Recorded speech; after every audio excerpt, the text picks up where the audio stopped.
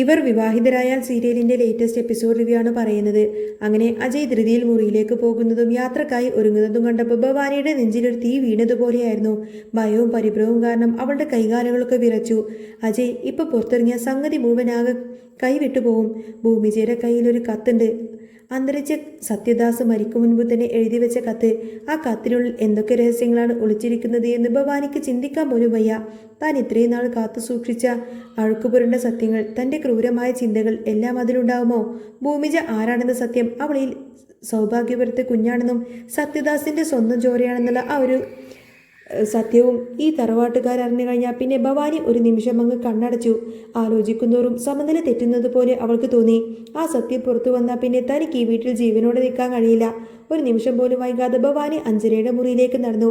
അഞ്ജന ഇപ്പോൾ കണ്ണാടിക്ക് മുന്നിൽ നിന്ന് സ്വയം മുടി ചീകി നിൽക്കുമായിരുന്നു. മുഖത്ത് യാതൊരുവിധ വ്യാകുലതവുമില്ലാതെ ഒരുവിധം അഹങ്കാരം കലർന്ന ചിരി. എടി അഞ്ജനെ, നീ ഇവിടെ കൊച്ചു വെളുപ്പക്കാലത്തെ സുന്ദരിയായിട്ട് ഇരുന്നിട്ട് എന്താ കാര്യം? അവിടെ കാര്യങ്ങളൊക്കെ കൈവിട്ട് പോവാറായി. ഭവാനി ശ്വാസം വിടാതെ പറഞ്ഞു. അഞ്ജന ചീകിക്കൊണ്ടിരിക്കുന്ന ചീപ്പ് നേരെ മേശപ്പുറത്ത് വെച്ച് ഭവാനിയുടെ സംശയത്തോട് നോക്കി. എന്താ അമ്മ ഈ പറയുന്നത്? രാവിലെ തന്നെ മനുഷ്യന്റെ മൂട് കളയാൻ വേണ്ടിയിട്ട്? എടി, അജയ് വീണ്ടും പുറത്തേക്ക് പോകാനിരുങ്ങുക. അവനെ നീ തടയാൻ നോക്ക്. അതിന് അജയ്ക്ക് ഇന്ന് ഡ്യൂട്ടി ഉണ്ടെന്നല്ലേ പറഞ്ഞത്? അഞ്ജന നിസ്സാരമായി ചോദിച്ചു. ഡ്യൂട്ടി? അവന് ഡ്യൂട്ടി ഇല്ലാതെ ഏതെങ്കിലും സമയമുണ്ടോടി? ഭവാനിയുടെ സ്വരം ഇടറി. എല്ലാം ആ ഭൂമിച്ചേരെ കളിപ്പാട്ടമാ അവനിപ്പോ. അവൾ ഒരു വിളി വിളിച്ചാൽ അവൻ അവിടേക്ക് എത്തും, ഓടിയെത്തും. ഇപ്പൊ തന്നെ ഭൂമിജയുടെ അമ്മയെ ജയിലിൽ നിന്നും ഇറക്കാൻ വേണ്ടിയിട്ടാ അവൻ ഈ നെട്ടോട്ടം ഓടുന്നതൊക്കെ. അതൊന്നും അത്ര നല്ല ലക്ഷണമൊന്നുമല്ല അഞ്ജനെ. നിന്നേക്കാളും കൂടുതൽ സ്നേഹവും പരിഗണനയും അവന് ഇപ്പോൾ ആ ഭൂമിജയോടാണ്. അതുവരെ പുഞ്ചിരിത്ത് നിന്നിരുന്ന അഞ്ജനയുടെ മുഖം പെട്ടെന്ന് തന്നെ കറുത്തിരുണ്ടു. കണ്ണുകളിൽ ക്രോധത്തിന്റെ തീ പാറി. അവൾ കസേരയിൽ നിന്നും എഴുന്നേറ്റ് ഭവാനിയുടെ മുന്നിലേക്ക് വന്നു. അമ്മേ, അതൊന്നും ഇവിടെ നടക്കാൻ പോകുന്നില്ല. എന്റെയും അജയുടെ വിവാഹം ഉറപ്പിച്ചു വെച്ചിരിക്കുക. അത് മാറ്റാൻ ഈ ലോകത്തിന് ആർക്കും കഴിയില്ല. കല്യാണം ഉറപ്പിച്ചു എന്ന് പറഞ്ഞിട്ട് എന്താ കാര്യമോളെ? ഭവാനി അവളുടെ തോളിൽ ഇങ്ങനെ പറ്റിപ്പിരിച്ചുകൊണ്ട് തല താഴ്ത്തി സംസാരിച്ചു. അവൻ അവന്റെ തോന്നിയാസത്തിനല്ലേ നടക്കുന്നത്? ആ ഭൂമിജ അവന്റെ മനസ്സിൽ കയറി കൂടിയിട്ട് പിന്നെ നമ്മൾ എവിടെ പോവും? അഞ്ജന പല്ലുറുമി. ഒരിക്കലും ആ ഭൂമിജയ്ക്ക് അജയ് കിട്ടില്ലമ്മേ. അജയ് എന്റേത് മാത്രമാണ്, അതിനൊരു മാറ്റവും ഉണ്ടാവില്ല. അങ്ങനെ ഒരു സാഹചര്യമുണ്ടായ എന്ത് ചെയ്യണമെന്നൊക്കെ എനിക്ക് നന്നായിട്ടറിയാം. എൻ്റെ ജീവൻ പോയാലും ശരി, ആ ഭൂമിജയെ ഈ സൗഭാഗ്യപുരത്തെ വീട്ടിലേക്ക് ചവിട്ടാനൊന്നും ഞാൻ സമ്മതിക്കില്ല. ഇതെൻ്റെ പ്രതിജ്ഞയാണ്. അഞ്ജനയുടെ വാശിയും വകയും കണ്ടപ്പോൾ ഭവാനിക്ക് അല്പം ആശ്വാസം തോന്നിയെങ്കിലും മനസ്സിലെ അടിത്തട്ടിലെ ഭയം ഒഴിഞ്ഞു പോയതില്ല. കമാൽ ഇപ്പോൾ ഭൂമിജയുടെ പിന്നാലെയുണ്ട്. അവൾ ആ ഹൈ റേഞ്ചിലേക്ക് തിരിച്ചിട്ടുണ്ട്. പക്ഷേ കമാലിന് അവളെ തടയാൻ കഴിയോ? കത്ത് അജയുടെ കയ്യിലെത്തുന്നതിന് മുൻപ് തന്നെ ഭൂമിജയെ ഇല്ലാതാക്കാൻ കമാലിന് സാധിക്കുമോ? ഭവാനി ദൈവങ്ങളേക്ക് വിളിച്ച് പ്രാർത്ഥിക്കാൻ തുടങ്ങി. ഇതേ സമയമാണെങ്കിലോ ഒരു KSRTC ബസ് ഇരുമ്പുന്നുണ്ടായിരുന്നു. ബസ്സിന്റെ ജനലിരുന്ന് പുറത്തേക്ക് മൂടൽ മഞ്ഞ് നോക്കുമ്പോഴും ഭൂമിജയുടെ മനസ്സിൽ കനത്ത കാർമേഘങ്ങളൊക്കെ ഇരുണ്ടുകൂടി. തൊട്ടു മുൻപ് നടന്ന സംഭവങ്ങൾ അവളൊന്ന് ഓർത്തെടുത്തു. ഓട്ടോറിക്ഷയിൽ നിന്നും ഇറങ്ങി ബസ് സ്റ്റാൻഡിലേക്ക് നടക്കുമ്പോഴാണ് ആ ഭയം അവളെ വീണ്ടും വന്നത്. ആരോ തന്നെ നിരന്തരം പിന്തുടരുന്നുണ്ട്. ഇന്നലെ രാത്രി മുഴുവൻ മനസ്സിൽ തോന്നിയ ആ സംശയം വെറും ഒരു തോന്നലല്ല, അവൾക്കത് ഉറപ്പായിരുന്നു. ഓട്ടോയിൽ വരുമ്പോൾ പുറകെ ഒരു കറുത്ത ബൈക്ക് ഉണ്ടായിരുന്നു. ബസ് സ്റ്റാൻഡ് തിരികിലേക്ക് കയറുമ്പോൾ തൊട്ടു മുൻപിൽ ഭൂമിജ പെട്ടെന്ന് തിരിഞ്ഞു നോക്കി. അല്പം അകലെയായി ഹെൽമറ്റ് ധരിച്ച ഒരാൾ ബൈക്ക് നിർത്തി തന്നെ ഉറ്റുനോക്കുന്നുണ്ടായിരുന്നു. മുഖം വ്യക്തമല്ല, പക്ഷേ ആ നോട്ടത്തിൽ ഒരു വേട്ടക്കാരന്റെ വന്യതയുണ്ടായിരുന്നു. അത് ഭവാനിയുടെ ആള് കമാൽ തന്നെയായിരുന്നു. ദൈവമേ, എന്താ എനിക്കിങ്ങനെയൊക്കെ? എന്തിനാണ് എന്നെ ഇങ്ങനെ പിന്തുടരുന്നത്? ഭൂമിജ നെഞ്ചിലിങ്ങനെ കൈവച്ചു. അച്ഛൻ മരണത്തിന് കീഴടങ്ങുന്നതിന് മുൻപ് തന്നെ എഴുതി വെച്ച ആ കത്തിലെ വരികൾ അവളുടെ കാതുകളിൽ മുഴങ്ങി. അതൊരു ഭീഷണിയാണ്. ഭീഷണി അച്ഛന് മാത്രമായിരുന്നില്ല, തൻ്റെ ജീവനും അപകടത്തിലാണ്. ആരോ തങ്ങളെ ഇല്ലാതാക്കാൻ ഉറപ്പിച്ചിറങ്ങിയിരിക്കുന്നു എന്ന്.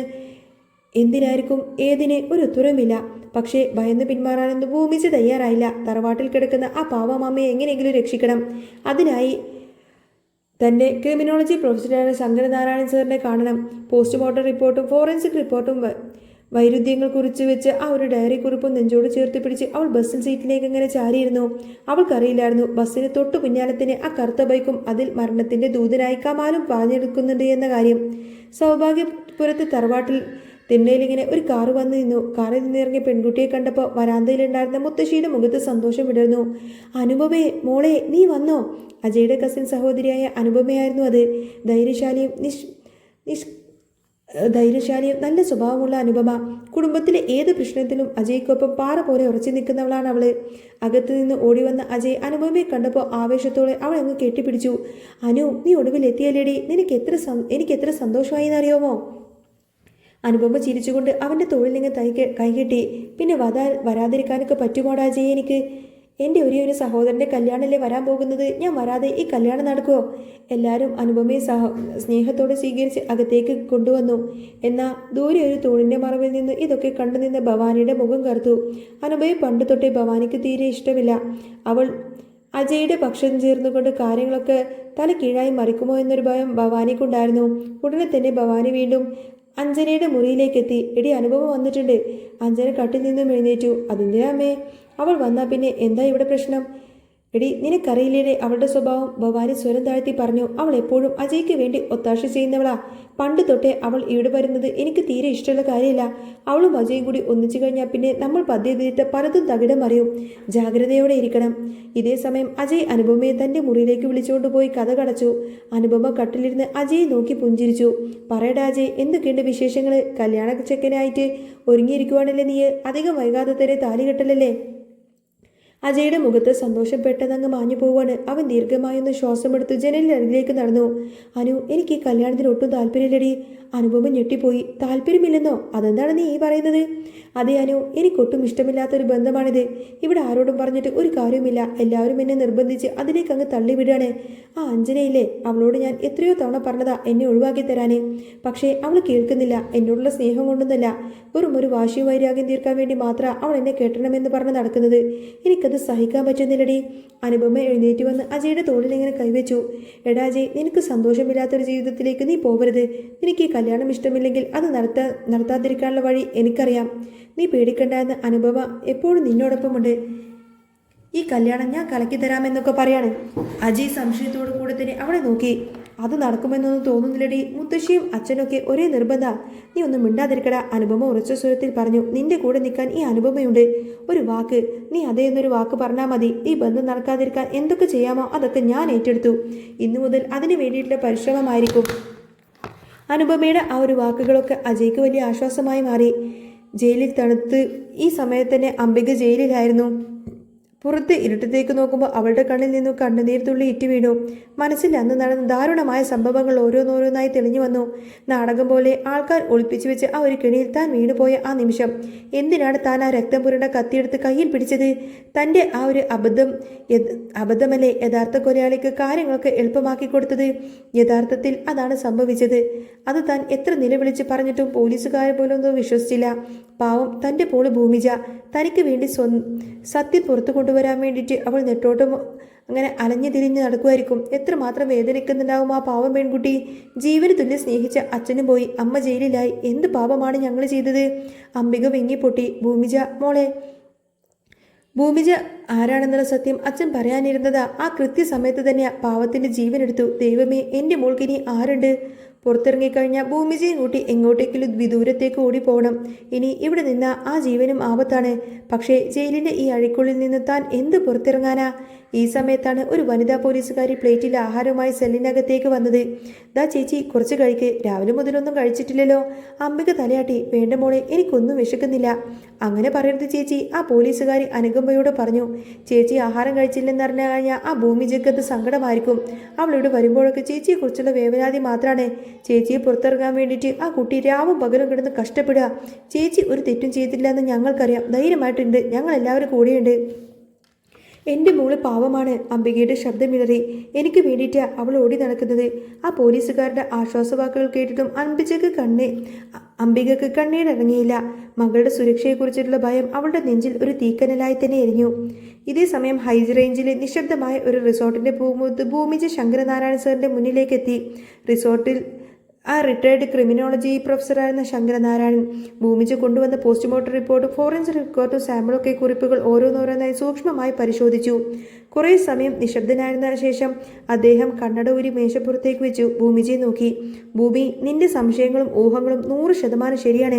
പോസ്റ്റ്മോർട്ടം റിപ്പോർട്ടിലെ മുറിവുകളുടെ ആഴവും രക്തത്തിന്റെ പ്രവാഹവും പരിശോധിച്ചാൽ വ്യക്തമാണ് നിന്റെ അമ്മയല്ല ഈ കൊലപാതകം നടത്തിയിട്ടുള്ളത് എന്ന്. ഇതിന് പിന്നിൽ കൃത്യമായ പ്ലാനിങ്ങോടുകൂടെ പ്രവർത്തിച്ച വളരെ ശക്തമായ ഒരു കൊലയാളി പിന്നാലെയുണ്ട്. ആ വാക്ക് കേട്ടപ്പോൾ ഭൂമിജിയുടെ കണ്ണിൽ ഒരു പ്രതീക്ഷയുടെ വെളിച്ചം നിറഞ്ഞു.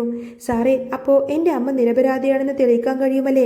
തീർച്ചയായിട്ടും, പക്ഷേ അതിനു മുൻപ് കുറച്ചുകൂടി ശക്തമായ തെളിവ് വേണം. പ്രൊഫസർ അല്പമാണെന്ന് ആലോചിച്ചു. ഭൂമിജ അച്ഛൻ്റെ ഒരു ഫോണ് കിട്ടിയെന്ന് പറഞ്ഞില്ലേ, അത് എവിടെ നിന്നാ കിട്ടിയത്? അച്ഛൻ വീണ് കിടന്ന സ്ഥലത്ത് തൊട്ടടുത്ത് നിന്നാണ് സാറേ. പക്ഷേ ആ ഫോൺ സ്വിച്ച് ഓഫ് ആണെന്നോ? ഓണാവുന്നില്ല. ഭൂമിജ, അത് വളരെ പ്രധാനപ്പെട്ട ഒരു തെളിവാണ്, പ്രൊഫസർ ആവേശത്തോടെ പറഞ്ഞു. കൊലപാതകമായിട്ടുള്ള പിടിവലിക്കിടയിൽ ഒരു പക്ഷേ അത് വീണു പോയതായേക്കാം. ആ ഫോൺ അല്ലെങ്കിൽ അച്ഛൻ മരിക്കുന്നതിന് തൊട്ട് മുൻപ് ആരെങ്കിലും വിളിച്ചതാണെങ്കിലോ? ആരിൽ നിന്നാണ് ഈ ഭീഷണി സന്ദേശങ്ങൾ വന്നെന്നോ എന്തെങ്കിലുമൊക്കെ ഫോണിലുണ്ടാവും. നീ അത് എത്രയും പെട്ടെന്ന് തന്നെ ഒരു നല്ല ടെക്നീഷ്യനെ കാണിച്ചിട്ട് ഓണാക്കി അതിലെ കോൾ റെക്കോർഡിങ്സും മെസ്സേജുകളൊക്കെ എടുക്കാൻ നോക്ക്. അതിൽ ആ കൊലയാളിയെക്കുറിച്ചുള്ള വ്യക്തമായ സൂചന ഉണ്ടാവും. ശരിയാണ് സാറേ, ഞാനത് ഓർത്തില്ല എന്ന് ഭൂമിജ പറഞ്ഞു. ശങ്കരനാരായണ സാർ തുടർന്നു. എന്തൊക്കെ ചെയ്യണം, കേസ് എങ്ങനെ മുന്നോട്ട് കൊണ്ടുപോകണം എന്നതിനെക്കുറിച്ചൊക്കെ ഭൂമിജയ്ക്ക് കൃത്യമായ നിർദ്ദേശം നൽകി. സാറിനോട് നന്ദി പറഞ്ഞ് റിസോർട്ടിൽ നിന്നും ഇറങ്ങുമ്പോൾ ഭൂമിജയുടെ മനസ്സിൽ അമ്മയെ രക്ഷിക്കണമെന്ന വലിയ പ്രതീക്ഷയും ആത്മവിശ്വാസവും നിറഞ്ഞു നിന്നു. റിസോർട്ടിന്റെ ഗേറ്റിന് പുറത്ത് മരങ്ങളുടെ തണലിൽ ബൈക്ക് നിർത്തി കമാല് ഫോണിൽ സംസാരിക്കായിരുന്നു. അവന്റെ നോട്ടം റിസോർട്ടിൽ നിന്നും ഇറങ്ങി വരുന്ന ഭൂമിജയിലായിരുന്നു. ഹലോ ഭവാനി. ഭവാനി മാഡം. അവൾ ആ റിസോർട്ടിൽ ഏതോ ഒരു പ്രൊഫസറെ കണ്ട് ഇറങ്ങിയിട്ടുണ്ട്. ഫോറൻസിക് കാര്യങ്ങളൊക്കെ ചർച്ച ചെയ്യുന്ന വന്നതെന്നാ തോന്നുന്നത്. മറുതലക്കിൽ ഭവാനിയുടെ ശ്വാസം നിൽക്കുന്ന പോലെ തോന്നി. കമാലെ, അവൾ അവിടെ നിന്ന് തിരിച്ച് ഇവിടെ എത്തരുത്. അവൾ ഇങ്ങോട്ടേക്ക് വന്ന എൻ്റെ കഥ കഴിയും. ആ ഹൈ റേഞ്ചിൽ വെച്ച് തന്നെ അവളെ ശ്വാസം അങ്ങ് നിലക്കണം. എന്ത് വേണമെങ്കിലും ചെയ്തോ, അവൾ നീ അങ്ങ് തീർത്തേക്ക്. പേടിക്കേണ്ട മാഡം. കമാൽ ക്രൂരമായി ഒന്ന് ചിരിച്ചു. ഇന്ന് ഈ ഹൈ റേഞ്ചിന്റെ തണുപ്പിൽ അവളുടെ കഥ ഞാനങ്ങ് എടുക്കും. അവൾ ഇനി തിരിച്ച് ആ തറവാട്ടിലേക്ക് വരില്ല. പോരെ. ഫോൺ കട്ട് ചെയ്തപ്പോൾ കമാല് ബൈക്കങ്ങ് സ്റ്റാർട്ട് ചെയ്തു. ഇതേസമയം പ്രൊഫസർ നൽകിയ പ്രതീക്ഷയുമായ ബസ് സ്റ്റാൻഡിലേക്ക് നടക്കുകയായിരുന്നു ഭൂമിജ. തൻ്റെ നെഞ്ചിൻ്റെ ഒരു പിടച്ചിലായിരുന്നു അനുഭവപ്പെട്ടിരുന്നത്. കയ്യിലിരിക്കുന്ന അച്ഛൻ്റെ ഫോണും ബാഗിലിരുന്ന ആ ഒരു രഹസ്യങ്ങളെല്ലാം തന്നെ അവൾ തൻ്റെ നെഞ്ചോട് ചേർത്ത് പിടിച്ചു. എന്നാൽ അവൾക്കറിയില്ലായിരുന്നു വലിയൊരു അപകടം തൊട്ടു മുന്നിൽ തന്നെ കാത്തിരിക്കുന്നുണ്ട് എന്ന്. എന്നാൽ ആ കത്ത് അജയുടെ കൈകളിൽ എത്തുന്നതോടുകൂടി തന്നെ സൗഭാഗ്യപുരത്തിൻ്റെ അഹങ്കാരവും അതുപോലെ തന്നെ ഭവാനിയുടെ സാമ്രാജ്യവും തകർന്നടിയാൻ പോവുകയാണെന്നും വരാനിരിക്കുന്ന വലിയൊരു കൊടുങ്കാറ്റിൻ്റെ സൗഭാഗ്യപുരവും അജയും ഭൂമിജയെല്ലാം തന്നെ കാത്തിരിക്കുമായിരുന്നു. അങ്ങനെ ഇവർ വിവാഹിതരായ സീരിയലിൽ ഇനി വരാൻ പോകുന്ന സൂപ്പർ അടിപൊളി ത്രില്ലിംഗ് എപ്പിസോഡാണ്. നിങ്ങൾക്ക് ഈ ഒരു ചാനൽ ഇഷ്ടമാണെങ്കിൽ സബ്സ്ക്രൈബ് ചെയ്യാനും സപ്പോർട്ട് ചെയ്യാനും മറക്കല്ലേ. നെക്സ്റ്റ് വീഡിയോ ഉടനെ വരാം. ബൈ.